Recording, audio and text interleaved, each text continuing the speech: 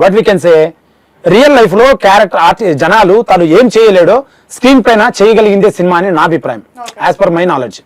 ఆడియన్ feel అవుతాడు, వాడు ఏడుస్తాడు. ఈడు ఏం చేయలేడు, ఇప్పుడు ఇటు కొండ ఎగరలేడు కానీ హీరో ఎగురుతాడు. రియల్ లైఫ్ లో హీరో ఎగరలేడు, ఉదాహరణ హీరో ఎగురుతాడు సినిమాలో, అది ఫీల్ అవుతాడు, ఆ ఎగ్జైట్మెంట్ ఫీల్ అవుతాడు. అలా క్రియేట్ చేయడమే. నీకు అర్థమవుతుందా? దట్ డజంట్ మీన్ అంటే ఇప్పుడు దానికి నేను డాక్యుమెంటరీస్ తీయొచ్చు రియలిస్టిక్ గా మీరు చెప్పినట్టు. డాక్యుమెంటరీస్ అంటే మేకను కోయడం, మనిషిని ఏడిపేయడం, రియలిస్టిక్ ఇది డాక్యుమెంటరీస్ తీయడానికి రాలేదా? I came here to make a beautiful film which is unrealistic. దానికి వచ్చాము ఆ విజువల్. ఒక సిచ్యువేషన్ లో మాత్రం లైక్ బాలయ్య బాబు మనకి పూర్వకాలంలో కనిపించాడు కదా, లైక్ ఓకే ఇప్పుడు హీరో ఒక మంచి షూ వేసుకొని గట్టిగా కొడితే ఒక చేతిలో సుత్తే ఉంటది, హంటర్ అని పేరు ఉంటది, ఇంత లా ఉంటది చెయ్యి హీరోది. అది మీకు అదంతా కనపరాలేదా? ఆ విజువల్ మ్యాచ్ అయితే అనిపించలేదా కొంచెం అన్నా? మ్యాచ్ అవుతుంది. ఆ సిచ్యువేషన్ కి లారీ వెళ్ళిపోవడం ఏంటి? వాడు అడ్డం వస్తే ఒకటి వాడిని కొడితే వాడు పక్కకు పోతే ఆ కాలు లారీ తగిలితే లారీ ఎనికిపోద్ది. అది టెంపో ఉంది, వాడు అంత సాలిడ్ అని అర్థం. డైరెక్టర్ విజన్, నా విజన్ అది. యా సో ఇప్పుడు మీరు ఒక స్ట్రాంగ్ గా దాంట్లో చూపించుకోగలిగారు.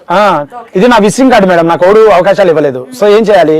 అరే ఇడు పాటలు చేయగలడు, ఇడు ఫైట్లు చేయగలడు, ఇడు నెంబర్ 1, ఇడు తోపు, ఇడు కష్టపడుతున్నాడు, వీడికి అవకాశం ఇద్దాం. నేను ప్రొడ్యూసర్ దగ్గరికి వెళ్ళా, ఎవరు నాకు అవకాశం ఇవ్వలేదు. అందుకని నేను ఒక విజిటింగ్ కార్డు క్రియేట్ చేశా. ఇప్పుడన్నా నాకు వచ్చే ప్రొడ్యూసరు అలాంటి కష్టపడుతున్నాం, పిచ్చి వాళ్ళకి ప్రొడ్యూస్ చేసి సినిమాలు ఆగిపోతున్నాయి, బిల్డప్లు కొట్టి హీరోలు రకరకాలుగా. కొంతమంది యాక్టర్స్ ఉన్నారు, కొంతమంది ఆనెస్ట్గా ఉన్నారు, ఎచ్చలపోతారు, సినిమా ఆపేస్తారు, రెమ్యునరేషన్ అవి తీసుకుంటారు. అవసరమా? కష్టపడేవాడికి ఇవ్వండి ఆ ప్రొడ్యూసర్లు, దండం పెట్టి అడుగుతాను మీకు. నేను కష్టపడి చేసుకున్నా, మరి ఇది నాకు ఇంకొచ్చే డబ్బులు ఉంటే ఇంకా బాగా చేసేవాడిని దీన్ని. నా హెల్త్ కూడా బాగుండేది, నాకు కూడా హెల్త్ ప్రాబ్లం ఇంజూరీ అయింది, ఉదాహరణ చెప్తున్నా.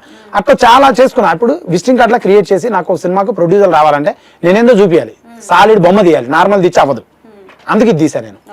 అంటే సినిమా తీస్తుండడం అంటే సామాన్య విషయం కాదు, దాంట్లో చాలా ఎమోషనల్స్ ఉంటాయి అండ్ మీకు కూడా ఫేస్ చేసే ఉంటారు. సో మీరు సినిమా జర్నీలో మీ లైఫ్ లో జరిగిన ఎమోషనల్ సిచ్యువేషన్ ఏంటి? సినిమా జర్నీలో ఎమోషనల్ సిచ్యువేషన్ అంటే one fine day like it was like mid summer Ramagundam mining లో ఫైటింగ్ జరుగుతుంది. 80 మందిని క్యాస్ట్ అండ్ క్రూ, 40 మందిని కొట్టాలి. 4 కొట్టాను, 36 మందిని కొట్టాలి. ఒక అతన్ని ఇలా కిక్ చేయాలి వీళ్ళని. 2 కెమెరాస్, అన్ని యాంగిల్స్ నేనే, ఫైట్స్, రోప్స్, కంప్రెసర్స్, 10 లారీలు, కన్సూప్ మేరలో చెట్లు లేవు, ఎండ, బ్లాస్టింగ్ బేలుతుంది, దుమ్ము వచ్చి కళ్ళల్లో పడుతుంది. ఒక అతన్ని ఇలా తన్నాలి, కిక్ చేస్తే తన్నా. ఇంకొక అతను వచ్చి నన్ను వెనకొచ్చి తన్నుతాడు. తన్నినప్పుడు అతనికి షూకు మేకు ఉంటుంది, ఆ మేకు నాకు గుచ్చుకున్నది. షూకు అక్కడ మైనింగ్ లో ఉండే చిన్న మేకు లారీది, అతని షూ గుచ్చుకొని నాకు గుచ్చుకున్నది. అతనికి లైట్ గా అలా తగిలింది, నాకు వెనుపూసలో గుచ్చుకున్నది. నేను పక్కకి వెళ్ళి 3 నిమిషాలు ఏడ్చా.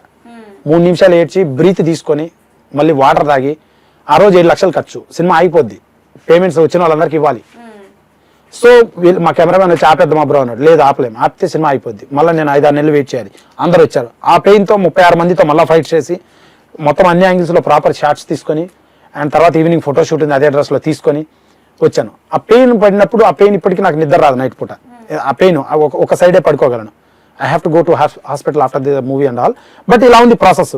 దీనికోసం నేను ఒక్కరిని వర్క్ చేస్తున్నా, దట్ 5 లాంగ్వేజెస్ లో వర్క్ చేస్తున్నా. ఒక సినిమాకి, ఒక పాన్ ఇండియా సినిమా అంటే ఉదాహరణ 5 లాంగ్వేజెస్ లో ప్రాపర్ గా ప్రతిదీ రావాలంటే 200 మంది టీం ఉంటారు, 200 మంది టీం. బట్ ఈ సినిమాకి నేను ఒక్కనే అన్ని లాంగ్వేజెస్ లో ఒక్కనే చేసుకున్నా. కష్టపడ్డా, చాలా కష్టపడ్డా, ఎంత కష్టపడ్డా అంత కష్టపడ్డా. స్టూడియోస్ లో డే అండ్ నైట్ ఉన్నా. అలాంటప్పుడు ఎమోషనల్ గా is it necessary, but I love enjoying work enjoy చేస్తున్నా. I'm learning things. Music sessions లో నేర్చుకున్నాను, స్టన్స్ లో నేర్చుకున్నాను, స్క్రిప్ట్ రైటింగ్ లో నేర్చుకున్నాను, అండ్ పోస్టర్ డిజైనింగ్స్ లో నేర్చుకున్నాను, ఎడిటింగ్ లో నేర్చుకున్నాను. I learn everything and I become better human being.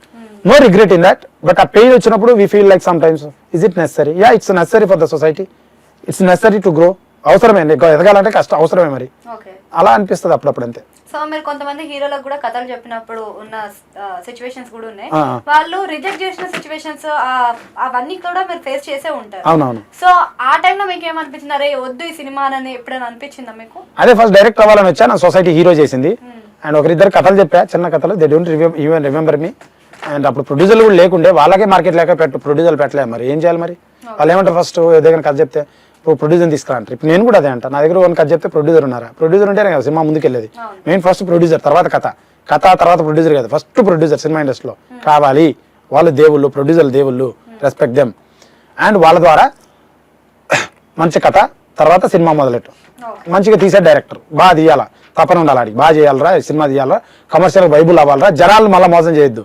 Commercial కంటే డబ్బులు ఏదో పాటలు పెట్టి డబ్బులు కొట్టేయాలని కాదు. జనాలు వినసొంపుగా చూడసొంపుగా ఉండాలి, వాళ్ళు ఇంప్రెస్ అవ్వాలి, ప్రొడ్యూసర్ 4 రూపాయలు రావాలి. This is the thing should be in the directors mind.